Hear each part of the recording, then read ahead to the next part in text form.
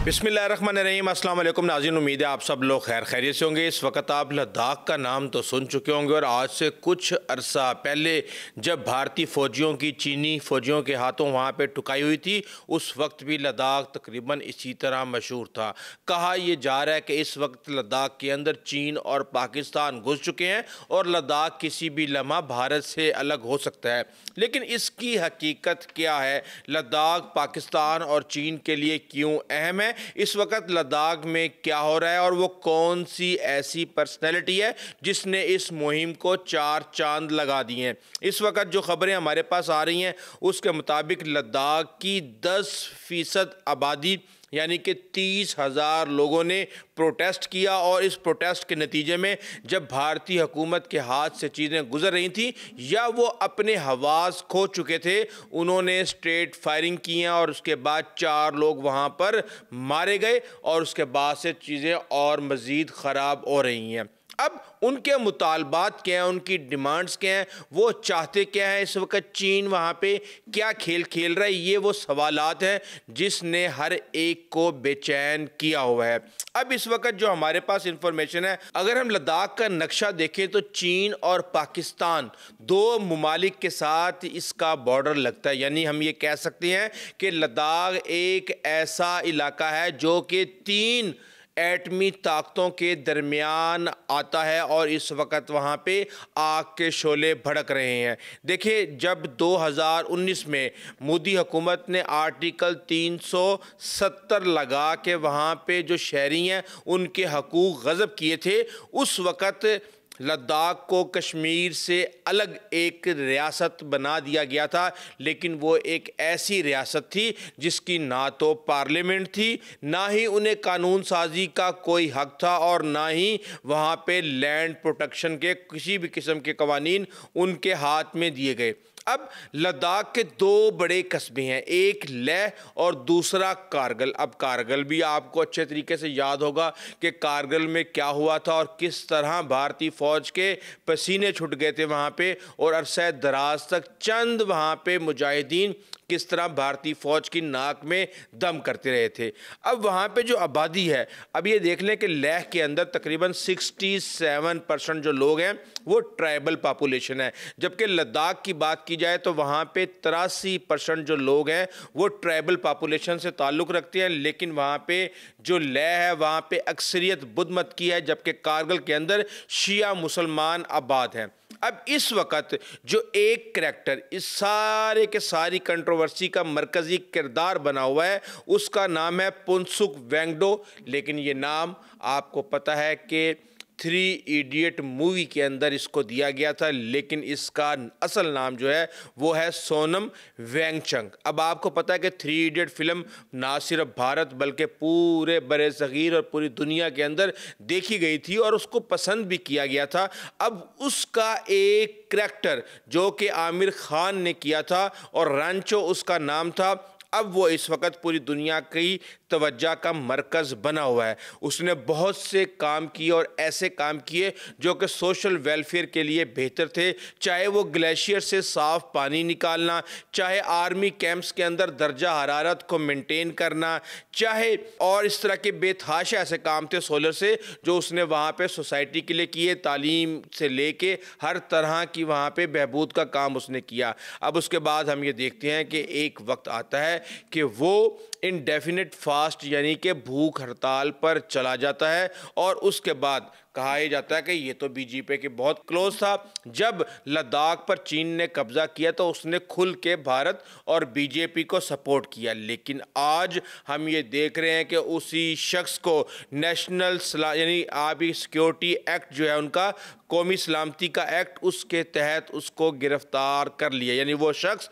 जो कि वहाँ पे एक मॉडल था, मॉडल इस तरीके से कि उसके ऊपर फिल्में बनाई गई, उसके वेलफेयर वर्क को पूरी दुनिया के अंदर अप्रिशिएट क्रिएट किया गया, लेकिन आज वो दहशतगर्द बन चुका है भारत के लिए। और यही वो चीज़ है जिसने वहाँ मौजूद भारत के अंदर भी लोगों को हैरान और परेशान कर दिया है। जब आप किसी के साथ इस तरह की बिहेवियर आप अपनाते हैं तो वहाँ पे फिर आप देखते हैं कि अलहदगी की तहरीकें भी खुद ब खुद चलना शुरू हो जाती हैं। और इस वक्त भारत अलहदगी की तहरीकों के अंदर बहुत बुरे तरीके से फंसा हुआ है। आप भारत में कश्मीर की अलहदगी की बात कर लें, आप खालिस्तान की बात कर लें, आप 7 सिस्टर स्टेट्स की बात कर लें जहाँ पे नागालैंड है, तमिलनाडुज़ हैं, मणिपुर है और इस तरह के बहुत सी जगहें हैं जो कि वहाँ पे आज़ादी की तहरीकें चल रही हैं। लेकिन अब हम इस वक्त ये देख रहे हैं कि वहाँ पर सोनम वांगचुक जो है उनको गिरफ्तार कर लिया गया और इस वक्त भारत के अंदर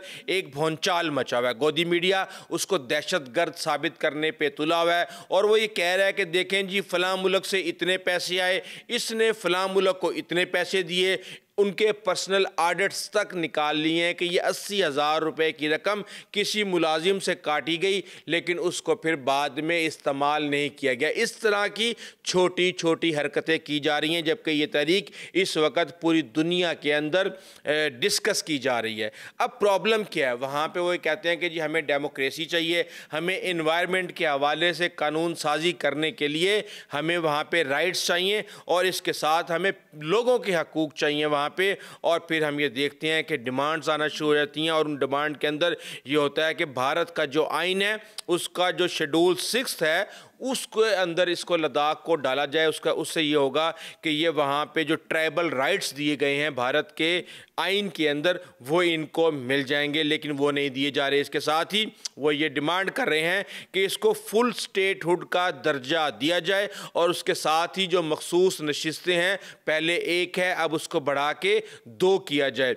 और फिर साथ में वो कह रहे हैं कि वहाँ पे जो आबादी है वो बहुत ज़्यादा बेरोज़गार है, तकरीबन 25% से ज़्यादा ग्रेजुएट वहाँ पे बेरोज़गारी की ज़िंदगी गुजार रहे हैं, तो उनको भी वहाँ पे पब्लिक सर्विस कमीशन और इस तरह की चीज़ें करके उनको सिक्योर किया जाए। अब हम ये देख रहे हैं कि एक तरफ रियासती हैसियत का मुतालबा किया जा रहा है, दूसरी तरफ कहा जा रहा है कि इनको छठे शेड्यूल के अंदर डाला जाए, तीसरी तरफ बेरोज़गारी और इक़्तिसादी बहरान की बात की जा रही है और चौथी वहाँ पे माहौलियात। अब आपको पता है क्लाउड बर्स्ट वगैरह सारा कुछ हुआ है, गिलगित बल्तिस्तान में भी हुआ है, तो लद्दाख इस हवाले से बहुत ही हसास इलाका है जो कि वहाँ पे बर्फ़ से ढका हुआ है और वहाँ पे आपको पता है कि ग्लोबल वार्मिंग से कितना इफ़ेक्ट हो रहा है। और अब वहाँ पे जब पोल्यूशन होगी, दरख्त काटे जाएंगे, लैंड को इस्तेमाल किया जाएगा, तो फिर वहाँ पे बहुत ज़्यादा मामलात ख़राब हो सकते हैं, जिसके लिए वहाँ के जो लोग हैं वो उठ खड़े हुए हैं। और सूरत-ए-हाल ये है कि ये इनके पुरतशद्दुद होने की काफ़ी वजूहात हैं। एक वजह तो ये है कि सबसे पहले जो प्रोटेस्ट हुआ था वो 6 यानी अगस्त 2020 में हुआ। उसके बाद उस वक्त भी कहा गया था कि 6 शेड्यूल के अंदर लद्दाख को डाला जाए। उसके बाद फिर हमने देखा कि दिसंबर 2020 और फिर 2022 और अब ये जो सारा एहतजाज और प्रोटेस्ट है ये पुरतशद्दुद हो गया। और इसके पीछे ये वजूहात हैं कि वहाँ पे रहने वाले लोगों ने अब कहना शुरू कर दिया है कि बस अब काफ़ी हो गया है और वहाँ पे काफ़ी इश्तियाल फैला हुआ है। हुकूमत के ख़िलाफ़ बहुत ज़्यादा गुस्सा पाया जाता है, क्योंकि आप एहतजाज कर के जब आप थक जाते हैं, आप भूख हड़ताल भी कर के थक जाते हैं और कोई आपकी बात नहीं सुनता, तो फिर इस तरह के मामलात आम तौर पर होते हैं। हम आम तौर पर ये देखते हैं कि हुकूमत जो है वो सख्त रद्द अमल जब देती है और कानून के मुताबिक अपनी तरफ से वो इक़दाम कर रही होती है, लेकिन वो मोबाइल इंटरनेट बंद कर देती है, वो जो इजाज़तें उनको पहले हकूक़ मिले हुए होते हैं उनको सलब करने की कोशिश करती है, मुज़ाहरे और एहतजाजों पर पाबंदी लगाने की कोशिश करती है। तो ये वो आग है जो कि इन चीज़ों से बहुत ज़्यादा फैलती है।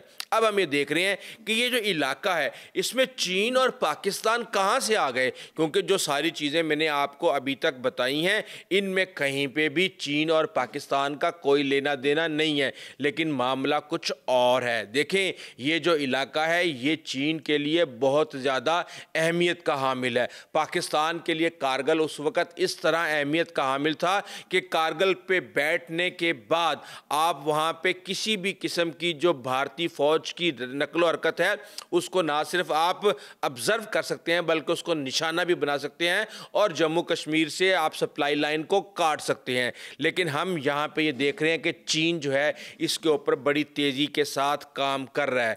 अब लद्दाख जो है वो चीन के जो सूबा है उनका सिंकियांग और जो तिब्बत सबसे हसास इलाका उनका, उन दोनों के दरमियान में वाक़या है। अगर भारत लद्दाख में मजबूत होता है तो चीन की तिब्बत और सिंकियांग जो है वहाँ पे वो मुदाखलत कर सकते हैं। और अब आपको पता है कि तिब्बत के हवाले से पहले ही भारत बहुत ज़्यादा शरारत कर रहा है। दलाई लामा को उन्होंने पनाह दी हुई है और इस हवाले से काफ़ी ज़्यादा गुस्सा पाया जाता है चीन के अंदर। लेकिन चीन की ये एक कौमी सलामती का मसला बना हुआ है और हम ये देखते हैं कि लद्दाख के पास अक्साई चिन वाक़या है। अक्साई चिन वो जगह है जिस पर चीन ने 1960 की दिहाई में जंग करके कब्ज़ा किया था।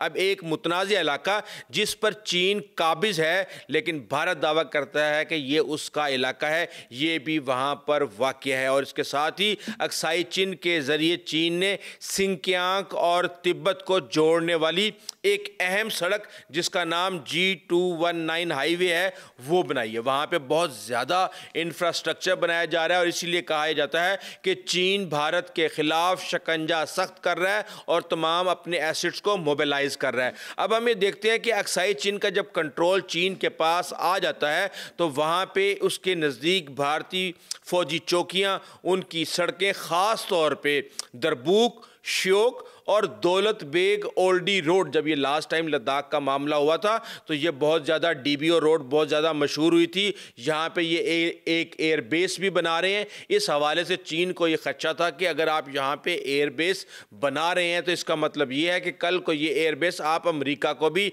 दे सकते हैं या चीन की सालमियत के लिए कोई मसला पैदा कर सकते हैं। तो इस हवाले से ये एक स्ट्रेटेजिक ख़तरा है जो कि चीन के लिए है और चीन पूरी कोशिश करेगा कि लद्दाख किसी भी तरीके से भारत के हाथ से निकल जाए। इसके साथ ही हम ये देख रहे हैं कि भारत, अमेरिका, जापान और ऑस्ट्रेलिया ने मिलकर जो क्वाड बनाया है चीन के खिलाफ, उसमें भी वो एक तरह से चीन का घेराव करने की कोशिश कर रहे हैं। और जब किसी मुल्क को ये पता हो कि कोई मेरा घेराव करने की कोशिश कर रहा है तो फिर आप अक्लमंद हैं, आप समझ सकते हैं कि वो इसके ऊपर क्या रेजिस्टेंस कर सकता है और किस किस्म की प्लानिंग कर सकता है। और जब मुल्क चीन हो तो फिर आप उससे कुछ भी एक्सपेक्ट कर सकते हैं।